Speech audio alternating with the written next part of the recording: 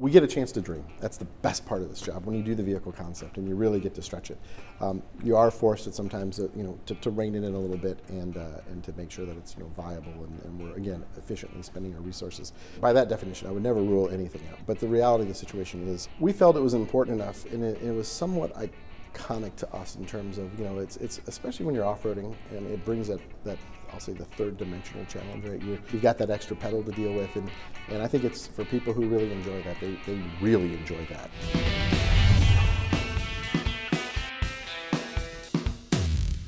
You guys came to the party with the 4-cylinder turbo, and then the turbo with the one motor solution. Correct. Is that something that was handed to you? Did Mike come back from Japan and say, this is what we're doing? Or was there a discussion like, are we going to do V6 with a one motor? Are we going to do 4-cylinder? Yeah. Where did that go? I'm going to go back. We talked about when did this really start, right? Well, we started thinking about powertrain lineups, and again, what was our sort of global powertrain lineup going to look like, and then which of these did we want to bring into the truck lineup, and what areas do we want to commonize? And so back when we were thinking about hybrid, the hybrid plan or the hybrid solution for Tundra, we were also considering Tacoma, and at that time we said, well, we think that we can really make a kind of one size motor that would be good for Tundra, but also we can pass down to Tacoma. And then the question became, do we want to pair that with the twin turbo V6 that we see in Tundra and the 10AT, or do we want to look to the 4-cylinder with an 8AT? And again, that's not the same transmission, but I'll say, generally speaking, the base construction or the base structure is similar to what we would have in other applications, for example, Highlander or some other products. Obviously, rear-wheel drive versus front-wheel drive, et cetera, but fundamentally, the underpinnings are the same. So when we went to think about that, we really did look at whether or not we wanted to put the V6 twin turbo into the Tacoma. Obviously, that would have been really, really cool. But really cool. There's your Raptor R Tacoma, sure, whatever you want to call it. Yeah. So for the I'll say at least How about Tacoma Supra? How about that? We haven't thought. I think people would think that's more of a Supra than the Supra you have now. Maybe. Which I'll have to run that by marketing. I don't know what they'll say.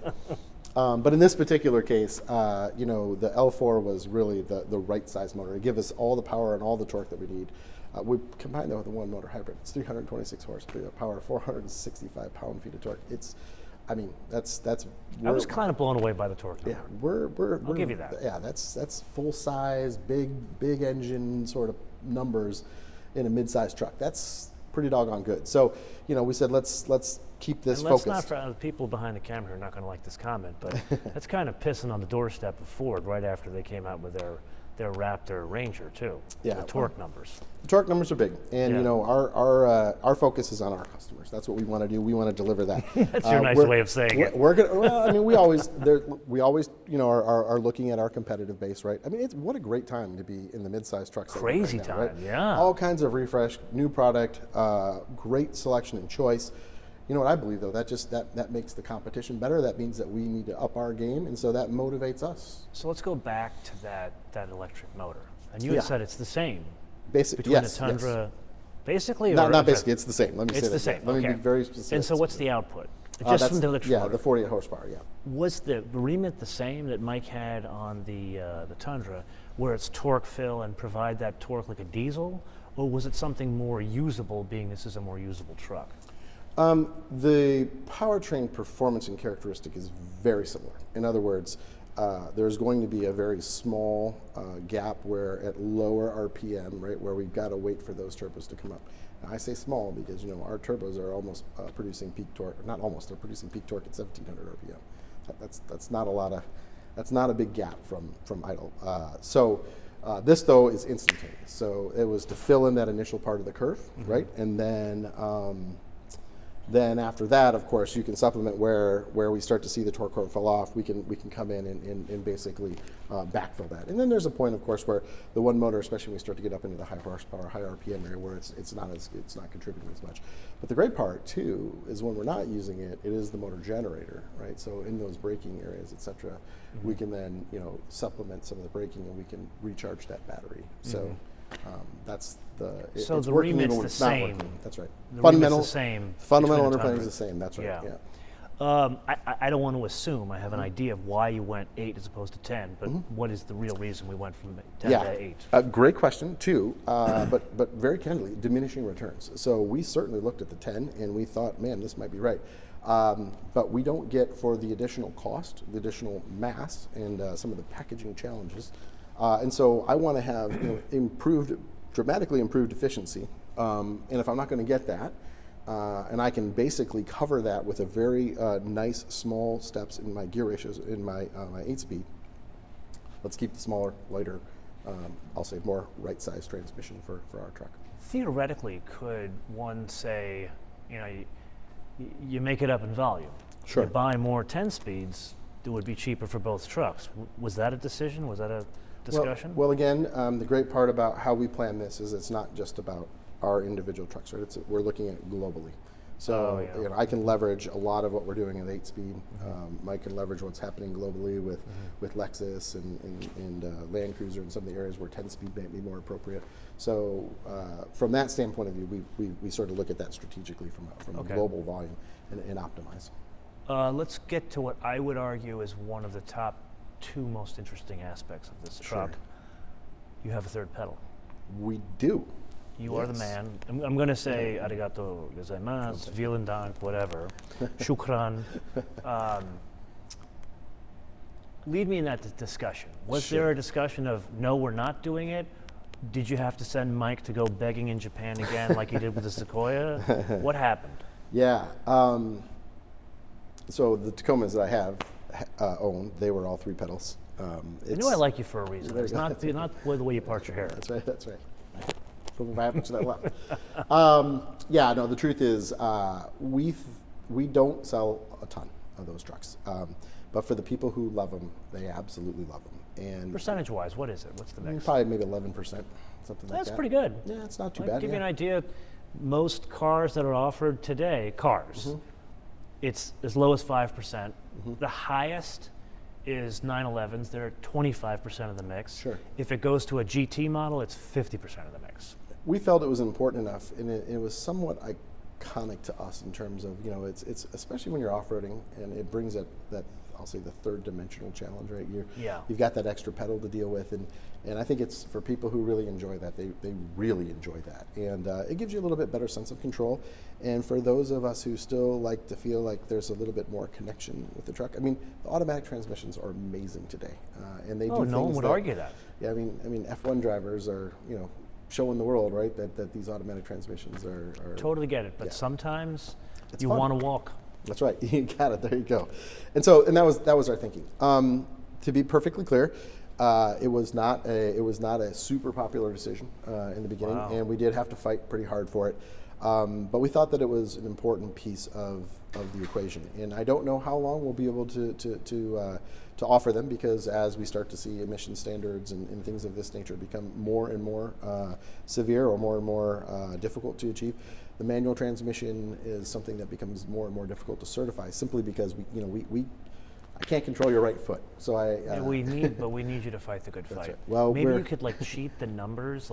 You go in for the testing that day, and you make sure you shift very quickly, get it to the higher gear, and show that the manual is more efficient. That's right. Well, because we don't want to see that go away. I agree with you. I wish that my driving skills were of that nature, but the truth is they're fun to drive, and we wanted to make sure that we left that for our customer. And we really said, and the manual is actually a really interesting look when we started to delve into who's buying it. We had folks who are still of the mindset that the manual transmission is the most cost-effective and therefore value-driven transmission, and that's really actually starting to change, just because of, as you talked about, scales of volume that we're able to achieve in the automatic transmission. It's like the old roll-down window, right? I mean, that's gone the way of the dodo bird. But in this particular case, we wanted to provide something that was in our entry-level truck. That we could provide from, again, as sort of a value proposition to the customer. But then we pair it with, for example, the larger rear end when we get to the TRD ORP and the TRD Sport, because we're going to think it's going to be a little bit more performance. So we can make sure we don't have to do any torque limitation there, and you can really enjoy that 6MT. That blue one in Hawaii you had with the blue dashboard and the stick. pretty cool truck. That was a badass truck. Thank you. So I would argue you're saying it's just starting to change.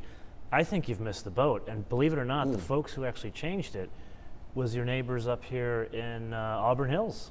I see. When they brought the manual back to the Challenger, you had to pay extra for it. Oh, okay.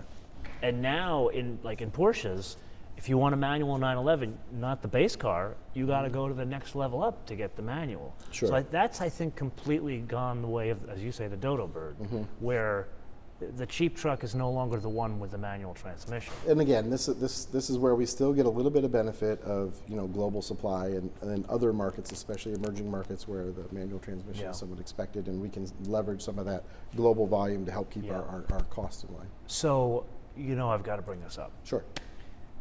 I think I understand the technical limitations of putting a manual behind the one motor. Right. But let's get back to that. Sure. Okay, so you can't sell a lot of these V8s. It would be a lot of money, but you could sell them for a lot of money.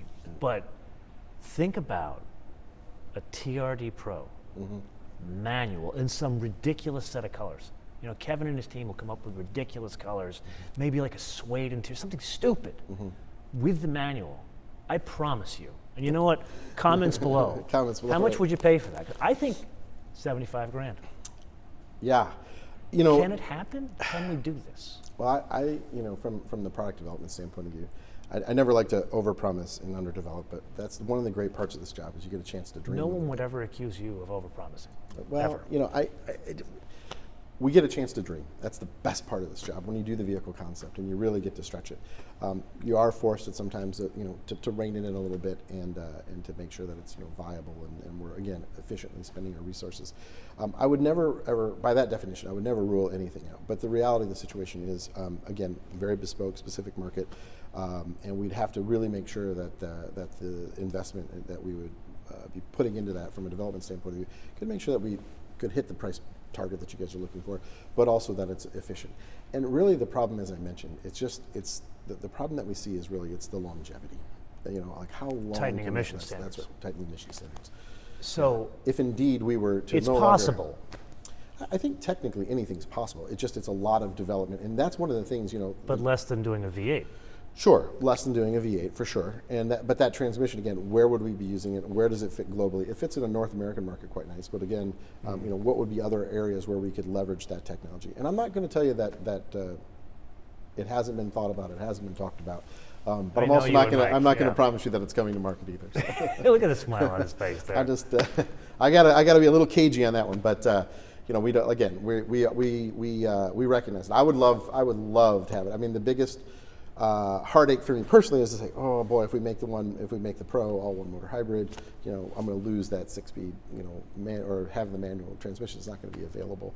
And then we did some really cool things that weren't necessarily initially maybe well received of starting to bring this, I'll call it integration of maybe what have been traditionally thought of as accessories, partnerships with brands that bring a lot of credibility, authenticity, and know-how from the aftermarket community, and saying, okay, let's bring that in, let's add that to what we know about our vehicles, the integration part, the high quality standards that we have, and then let's marry these two, I'll say, assets or attributes together and really produce a great product. And I'd like to point to the case of embedding ARB with our vehicle development team to make sure that we had an integrated rear steel bumper that you saw, something you might have to go to the aftermarket to do, but completely functions with our blind spot monitoring, perfectly functions well with our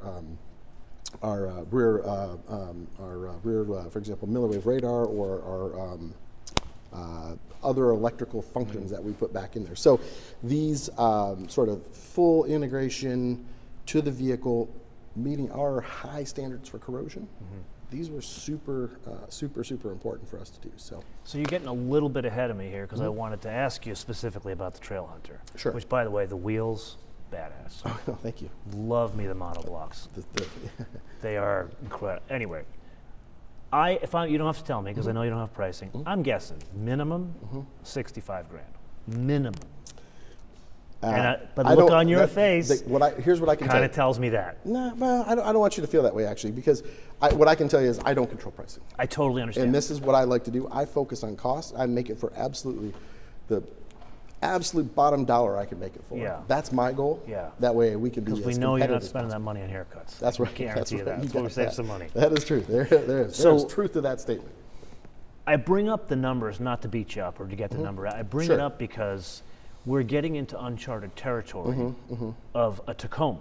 Now, I think it's cool. I think most people know it's cool. And for the avoidance of doubt, it's the bumper, it's the wheels, it's the light bar. What else is in there? Well, so in terms of, And it's a one motor. It's only a one motor. that's right. Yeah. You're asking what is unique about the Trailhunter? First, point it out, and I'll get into my question. Oh, okay. Yeah, sure.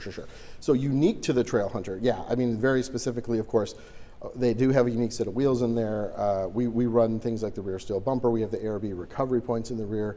We have the rigid fog lights that are color selectable between white and yellow in the front.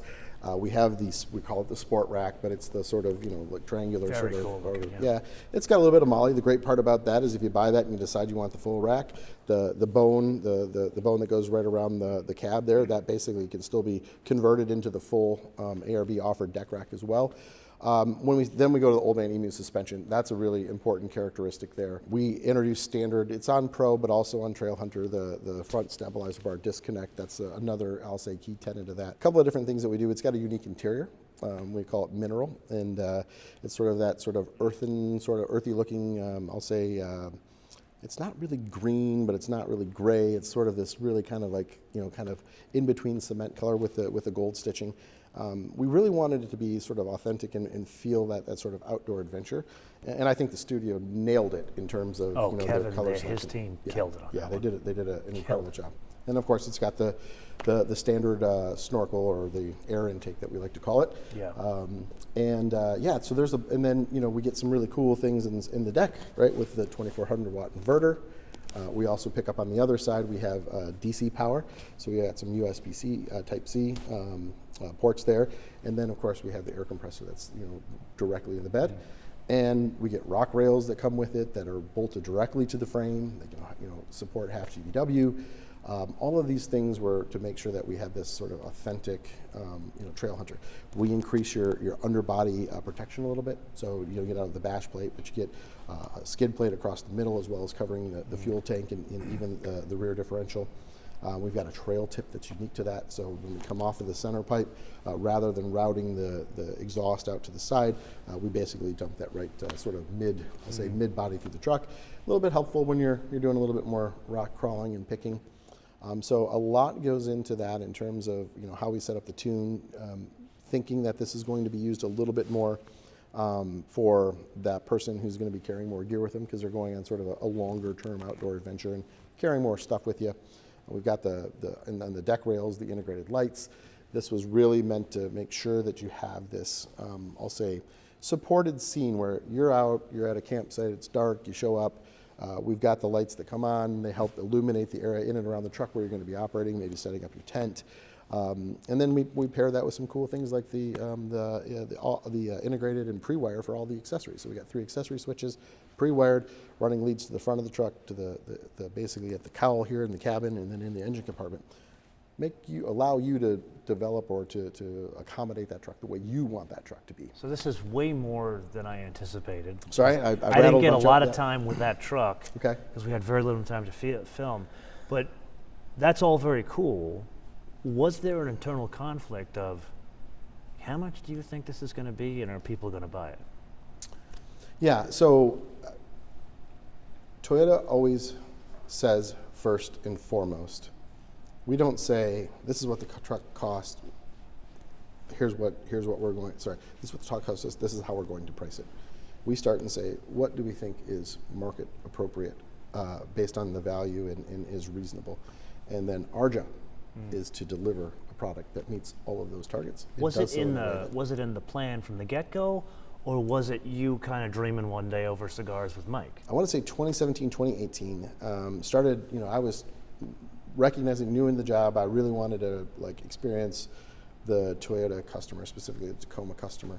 I started going out and looking at enthusiast sites, and I started meeting with different folks. I started meeting with third party and aftermarket because I knew Tacoma had all this excitement around it. So I met with Icons and Cambergs and some of the folks out there who are doing modifications. I just tell me what you like, what don't you like, what would you prefer was done different, how would it make your job easier, what could we do to help be complementary. The idea thinking here that this is sort of an ecosystem of people, enthusiasts, third-party folks who are modifying our vehicles, and we love that because part of Tacoma's ethos of this new concept is to say we want to be your truck of choice, and if we're not able to provide you, whether that be through regulation or through the scope of our development, we want to make it easy for you to make it the way you want it. So the more I can support that and be symbiotic with that and not try to compete against that market, we can become the truck of choice. And that was sort of foundational to the genesis of Trailhunter. So then we started going to things like Overland Expo. And I was blown away. I went to Overland Expo West, and I was just shocked. I looked around, and every single not every vehicle, but the vast majority of the vehicles were Toyotas. And Tacomas, 4Runners, Land Cruisers, but obviously Tacoma was a huge favorite there. And I thought to myself, good Lord, there's this massive community who we are already the de facto choice, and why are we not serving that community better? And I was like, this could be a great opportunity for us. And there were others within the company. I think that as we started to talk and sort of spitball this idea, shared that thinking. And especially west of the Mississippi, we really saw it was really kind of exciting. Maybe in the East Coast it was there, but not at the same sort of level of intensity. And then 2018, 2019, pandemic hits, and I feel like the pandemic just fueled this sort of grassroots sort of fire that was sort of burning out there, and just really triggered this whole sort of, let's get out, let's enjoy the great outdoors, and let's use our vehicles to do that. And so when we were in our formal concept, at the time, I'll say he was, I believe, the group vice president of the product planning. We had sort of announced our concept, and we said, one of the themes is this badass Overlander. And he said, okay, Overlander. He said, well, what do you mean by that? And we want to have this sort of overland grade of truck that is really focused on accessorization and the ability to accessorize, and where we can provide value, we want to do that, and you can buy it right from us. And in that way, we can make sure that we've got our warranty, we can help you finance it, we can make sure that we're working with these third parties in advance so that we plan for it. And the gentleman asked me, I said, well, is that a concept or is that a grade? And my answer was yes. And I think it came at that point in time with a little bit of mixed enthusiasm. It was really important for us to make sure that we had that we didn't confuse this grade with Pro, because TRD Pro is such an iconic halo vehicle for us. But we really got a chance to work with the team, and really the great part was once we sort of really started, pitching this concept and started to get broader awareness throughout the organization, we really saw the whole company really get behind this. And we had people from all different elements of the company really contributing to how we can really just accelerate this concept. And our goal is when we deliver it, we have a lot of times people have said, oh, you're putting accessories on the truck. No, we're not putting accessories on the truck. I don't want you to know where an OE part and an aftermarket, quote unquote, an aftermarket part stops. It's about complete integration, and that's where we can provide value in some areas. That brings up a good question. Why all the way to Australia to source this? Why did you choose them? Yeah, that's a fair question. So, and I can't take full responsibility for all of this because, again, we have a big team that works on this. But Mike likes to go to Australia a lot, doesn't he? I think that could be it. No, in this particular case, Old Man Emu, like when you think about overlanding, Australia is kind of like the home, right? It's like it is the genesis of kind of where that came in, and so I think what we knew was that ARB in particular had a lot of real world experience. We liked a lot of their, I'll say, sort of their corporate culture in terms of their goals and sort of what was important to them. It wasn't necessarily always to be, to be the mass market appeal, but to make sure that it's done with integrity and with credibility, and making sure that rugged and durable was first and foremost in their development goals, right? And I think that was important for us because that sort of matches close to our QDR concept. So we thought there was good synergy there, and we thought that they brought a lot of credibility in terms of real world experience, where they could say, hey, yeah, we did that, and yeah, that wasn't a great idea. We should have done this, or we learned this. And so this is where we approached them and said, hey, if we work together, we can do a lot of really great things, and we think that you bring a lot to the table, so why don't we join forces here? Did you talk to other, I don't know what they're called, the upfitters? We surely did, yeah.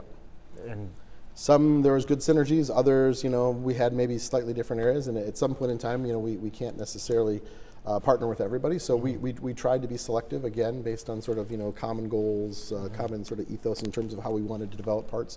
And again, where were we symbiotic and not, sort of competing against one another? And if there's an area that somebody did particularly well and we couldn't bring value, then I can talk to them in terms of just I'll say a post-production. Was there a factor of it that, hey, you guys do great work, but you're already engaged with another OEM? I mean, there's an exclusivity type thing. I'm sure on the commercial side that those are things that we need to talk through. Yeah. But most it's rare that you see suppliers that are only dedicated to a particular OEM, right? So that's something we've pretty well gotten over. Okay. I mean, there's certainly suppliers and relationships between certain OEs and certain suppliers that have been historical and clearly that is their center of mass. That's certainly the same for many of ours. Okay. But that's not to say that this is a global economy and this is a global industry, and I think more now so than ever. It's not necessarily about where you are in the world or who you've lined up with in the past. It's how can you work together, and you're even seeing that in the electrification segment, right, where the industry is looking for partnerships where we can consolidate common needs and minimize total development, right? Honda and Sony, as an example. There you go. Sure. So we have to kind of get to the one of the key aspects that I think is one of the most fascinating points of this development, and that is the fact that you've got two different suspension options. We do. In the same frame, right? Which arguably one of the most expensive parts, and probably the foundation for the entire vehicle. What was the challenge inside the company to say, man, I want this and I want that? Probably looked like you had three heads. Yeah, and that was a run up the hill for sure, and for good reason, because there was a lot of time, energy, and thought that went in what the new TNG F1 platform was going to be. And we were, again, sort of moving in now to more of the very particular part of the planning for Tacoma. And I mentioned to you that we're really looking on this entry level and how do we be hyper competitive in this entry level. And we want to make sure that we're providing a really good value proposition. And so as we started looking through there, and again, hearing that voice of the customer saying, look, man, keep it simple. I just want a truck. So working with our chassis division, we sort of scribbled out this concept of how could we potentially, provide maybe a traditional leaf spring to bring some of the cost out, and really provide this value to a person who is, or to a customer who says, ride and handling and comfort is not my top priority, right? Value is my top priority. It's far and away my top priority. And so we really started to say, well, if we start to change the fundamental silhouette, or if you will, the side profile of the frame, if we start to change anything of the basic geometry, we're going to drown ourselves in investment and development. Developing frames takes a long time. They're very, very complex, and of course, a lot of investment to tool those. So we knew that was a no-no. And so I sort of went over with this concept, and our chassis team, all the credit in the world goes to them. They really scratched their head on this and said, what could we do? And the other key point was making sure that the vehicle posture stayed the same. So basically the fundamental ride height and the overall vehicle height. And they came and said, hey, we think we have an idea. We can basically, if we basically sling the leaf underneath the axle, kind of going old school Toyota, rather than above the axle, we can maintain that same basically vehicle posture in dynamics. And so they spent a lot of time going through the rough proof of concept. We can drop a few of these parts. We had to rethink about how we wanted exactly to reroute the exhaust so that we didn't have multiple variations, right? So it had to work with the leaf and it had to work with the multi-link suspension. And we kind of got this really good proof of concept. And we said, man, we can basically do this. And all we are really effectively doing is changing a bracket and punching another hole, which is a secondary operation in the current forming process. So went to Mike. Mike was in Japan at this time, and I just sort of pitched this idea and said, I'm drowning in cost. Well, the cat's away, the mice will play, huh? That's right. I said, what do you think about this? And to his credit, and this is what's been, I'll say, a great relationship for when your boss loves trucks. He just like, he just, I couldn't get the presentation out before he said, brilliant, why didn't we do this? Yeah. Let's go. And so, he was a big proponent in TMC in Japan, helping me really sort of promote this idea. And I think, the great part is about Toyota, our executives, their car folks, or their truck folks, their vehicle people. And when we could talk about, the passion and what customers want, and that's the key thing. If you can really deliver it and tie it back to what customers want, we make some good decisions when we do things like that. So for the avoidance of doubt, one would think you're adding cost, even though you're trying to make a cheaper suspension. By having two versions, it would be more expensive. You're saying doing it this way, it actually brought the cost down of the cheaper model. It did, because again, we're able to leverage all the same investment for the actual, I'll say the side rails, the frame rails themselves. The secondary punch was able to be basically just a single station knocking out that hole. Fundamentally, all the rest of that investment stayed the same. It was a variation for us, and we had to make a change to, I think the number 5 cross had to change as well. But the But fundamental it didn't pins, increase the cost of the overall project. minor additional development. We had to have a unique tuning, right? So that was some development cost there. We did have to do a little bit more development in terms of, I mentioned that number 5 cross, we start to go with the leaf spring. We start to get a little bit more, axle twist and a little more axle hop. So we had to think about things like that. So I don't want to say it wasn't, but overall, the total development versus what we were able to, bring out of the vehicle, and the investment for leaf springs, like, that was not a major issue. We're running them out in the current generation. There's modifications to some of that existing equipment, not dramatically different, right? Stamping flat plates, basically bundling and putting them together. So this is the first time you've been on the show. It is the first time I've been on the show. Thank you for having me. Well, I can't thank you enough for taking the time to do this. My pleasure. I threatened to do this with you in Hawaii, but we wouldn't have had enough time, and it was raining. It was damp. Yes. It was damp, But this is the point of the episode, that we turn around to the audience. Oh, okay. And the audience, they're unusually vocal. I see. So this is where I would ask you, what feedback do you want? Sure. For them to share with you, because they will be very honest with you. So feedback about the new truck, what you want in the future truck, that's up to you. I'll let you decide. What feedback do you want from the audience? Well, customer voice is really, really important to us. It always is. It's again, it was foundational to how we developed the concept. We'd love to hear what you think about the truck, how we put it together, the options and the packages that we sort of delivered, meaning we've got 8 different, fundamental vehicle lineup or grade lineup that we provided. We're trying to make sure that we have a Tacoma for everybody. We want to make sure we know what you want on your Tacoma, because we have some flexibility to adjust these packages, especially as we think about the life cycle of this truck.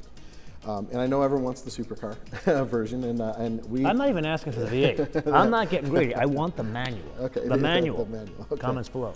Well, duly noted, and we'll take it under full advisement. But we'd love to hear all of that. And there's some folks out there I know that have expressed some concerns about what we're doing in terms of new technologies. And again, we want to assure you. And I think when we get down the road, I think maybe later this year, you're going to have a chance to come out. You're going to have a chance to drive these trucks.